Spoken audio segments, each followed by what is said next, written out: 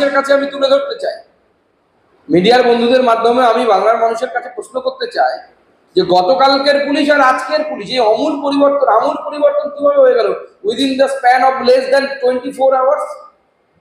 গতকাল যখন আগুন জ্বালানো হচ্ছিল, ঢিল মারা হচ্ছিল, দুটো পুলিশের ভ্যান পুড়িয়ে দেওয়া হলো, 6টা ভ্যান ভ্যান্ডালাইজ করা হলো, পরে হয়তো আরো সংখ্যা বেড়েছে, তারপরেও পুলিশ কি সুন্দর অহিংস পুলিশ। আর এখন এই শিক্ষকরা তারা চাকরি হারিয়েছেন, তাদের কোনো দোষ নেই, মুখ্যমন্ত্রী নিজের চুরি লোভের জন্য তারা চাকরি হারিয়েছেন। আর তারা বিক্ষোভ দেখাতে গেছেন গণতান্ত্রিক পদ্ধতিতে, তারা হিংসা করেননি, টায়ার জ্বালাননি, কিচ্ছু করেননি, কোনো রাষ্ট্রীয় সম্পত্তির ক্ষতি করার চেষ্টা করেননি, ভাঙচুর করেননি। তারপরেও যেভাবে আক্রমণ হয়েছে তাদের উপর, এটা অত্যন্ত লজ্জা, বাঙালি হিসেবে আমাদের লজ্জা। এবং আমার মনে হয় যে আজকে পুরো বাঙালি সমাজ লজ্জিত যে আমরা শিক্ষকদের তো মান সম্মানটাও নষ্ট করে ফেলেছি। আজকে স্কুলে যারা এসএসসি দিয়ে চাকরি পেয়েছে তাদেরকে সাধারণ মানুষ জিজ্ঞেস করছে, যাদের চাকরি যায়নি তাদেরকেও জিজ্ঞেস করছে, মাস্টারমশাই আপনার চাকরিটা যায়নি তো, আপনি আবার ঘুষ দিয়ে চাকরি পাননি তো? আমার বন্ধুর সাথে এই ধরনের ঘটনা ঘটেছে।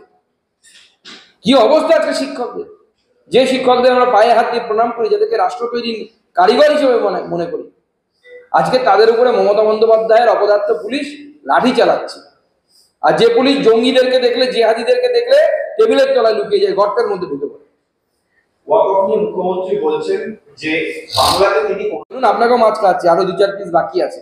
কারা কারা তৃণমূলের কোন নেতারা মাছ খেতে চাইবেন তারা আসুন, সুকান্ত মজুমদারের বাড়িতে রোজ মাছ হয়।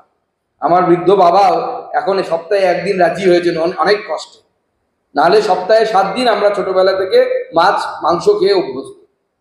তো বিজেপির সাথে মাছের কোনো সম্পর্ক নেই, কিন্তু আমরা দেখুন, আমরা পরস্পরকে সম্মান করব। যখন কোনো অন্য জায়গায় গিয়ে থাকছি, বাংলায় আপনার কোনো অসুবিধা নেই, কিন্তু আপনি অন্য রাজ্যে আছেন যেখানে নিরামিষ ভোজীদের সংখ্যা সিগনিফিক্যান্ট অ্যামাউন্টে আছে, তারা একটা বিশ্বাস করেন, আপনি ঘরের মধ্যে খান, আপনি তার সামনে দাঁড়িয়ে খাবেন, তাই হয়?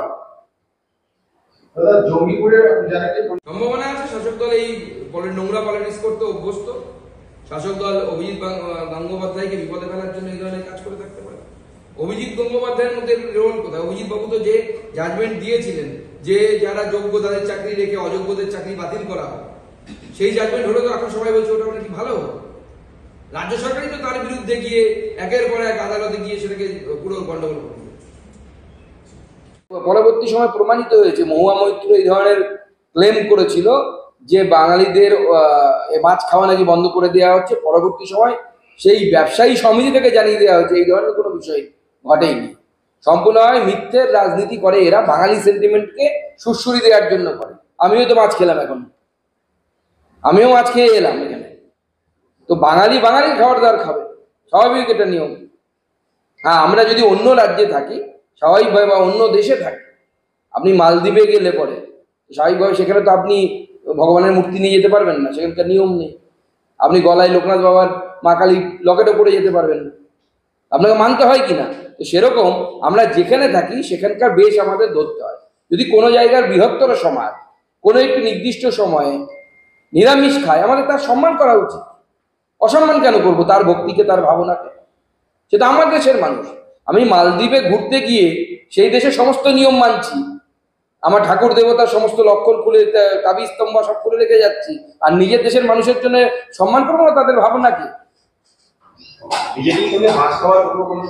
আমাদের ভাগাভাগিটা মাননীয় মুখ্যমন্ত্রী প্রথম শুরু করেছে, অ্যাপিজমেন্ট পলিটিক্স, তোষণের রাজনীতি। আর দ্বিতীয় হচ্ছে, উনি কায়দা করে বলেছেন যেহেতু কন্টেম অফ কোর্ট হতে পারে, সেই সাহস তো নেই, সৎসাহস তো নেই, ভাগাভাগি হতে দেবো না বলেছে। মামার বাড়ি নাকি পৈতৃক সম্পত্তি পেয়েছেন। ভারতবর্ষের লোকসভা এবং রাজ্যসভায় পাশ হওয়া আইন দুটো চলতে পারে না, হয় ভারতবর্ষে থাকবেন, ভারতবর্ষের আইন মানবেন, অথবা ভারতবর্ষের বাইরে চলে যান, আপনার মামা বাড়ি বাংলাদেশে চলে যান, কাজে লাগবে। দুটো চলতে পারে না এই দেশে। আপনি এই দেশে থাকবেন, এই দেশের খাবেন, আর গীত গাইবেন অন্য দেশের, ওটা চলতে পারে না। ভারতবর্ষের আইন মানতে হবে।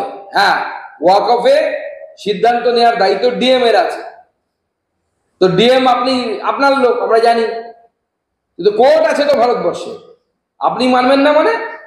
যারা আইনি পথে যাবে তারা গিয়ে ঘাড় ধরে আপনাকে মানাবে, মমতা বন্দ্যোপাধ্যায়ের ঘাড় ধরে আইনি ব্যবস্থার মাধ্যমে মানুষ মানাবে, মমতা বন্দ্যোপাধ্যায় মানতে বাধ্য করাবে। দাদা, নিজে নিজে আসতে পারে না, রাজ্য সরকারকে চাইতে হবে। বর্ডার এলাকাতে বিএসএফ টহল দিতে পারে, কিন্তু কেন্দ্রীয় বাহিনী নিয়োগ করতে গেলে কেন্দ্র সরকারের কাছে রাজ্য সরকারকে চাইতে হবে। সে চাক, অবশ্যই চাইলে পরে আমরা দেওয়ার ব্যবস্থা করব। ধন্যবাদ। মনে আছে শাসক দল এই নোংরা পলিটিক্স করতে অভ্যস্ত। শাসক দল অভিজিৎ গঙ্গোপাধ্যায়কে বিপদে ফেলার জন্য এই ধরনের কাজ করে থাকতে পারে। অভিজিৎ গঙ্গোপাধ্যায়ের মধ্যে রোল কোথায়? অভিজিৎ বাবু তো যে জাজমেন্ট দিয়েছিলেন যে যারা যোগ্য তাদের চাকরি রেখে অযোগ্যদের চাকরি বাতিল করা হয়, সেই জাজমেন্ট হলে তো এখন সবাই বলছে ওটা কি ভালো হতো। রাজ্য সরকারই তো তার বিরুদ্ধে গিয়ে একের পর এক আদালতে গিয়ে সেটাকে পুরো গন্ডগোল করে।